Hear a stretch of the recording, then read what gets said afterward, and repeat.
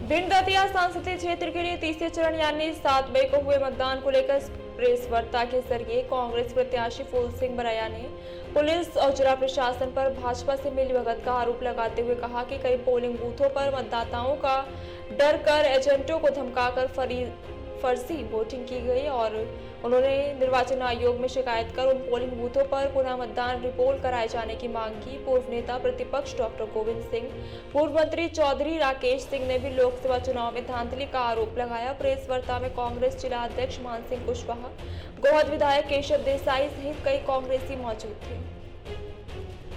बाकी मेरे ऊपर 40 से ज्यादा साल हो गए मुझे इस राजनीति में, मेरे ऊपर कोई दाग नहीं है।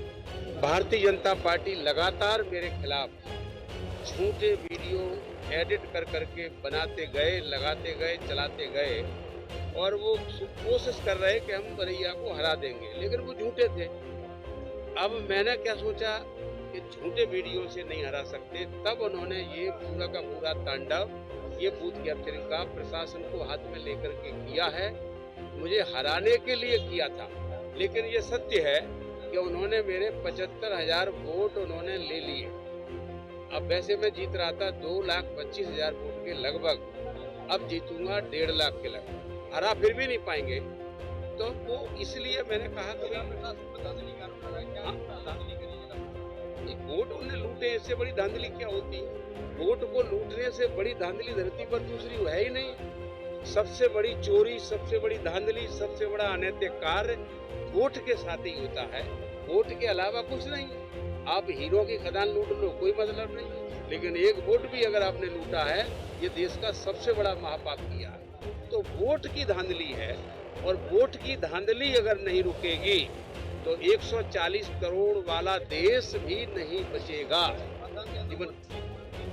हमें रिपोर्ट की मांग की गई है, उन्होंने कहा है कि हम विचार करते हैं।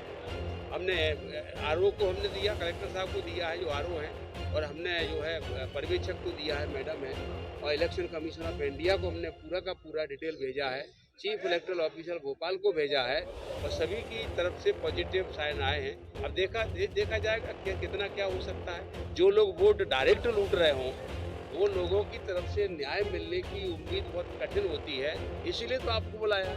आपको बुलाने का मतलब क्या है? अगर आप साथ देंगे, अगर आपने कहीं संगीन ये अपराध मान लिया, तो इसमें कुछ न कुछ रिजल्ट आ सकता है। आपने अगर इस पे ध्यान नहीं दिया, तो मुझे ऐसा लग रहा है कि इस पे भी रिजल्ट शायद नहीं है। नहीं, थाना प्रभारी को तो आज ही टर्मिनेट कर देना चाहिए, सस्पेंशन का भी जरूरत नहीं है उन्हें। तो थाना प्रभारी को सस्पेंशन की भी जरूरत नहीं है। इस कृत्य के लिए थाना प्रभारी को डायरेक्ट टर्मिनेट किया जाना चाहिए। चाहे थाना प्रभारी हो, चाहे एसडीएम हो, चाहे एसडीओपी हो, इनको तत्काल टर्मिनेशन का ऑर्डर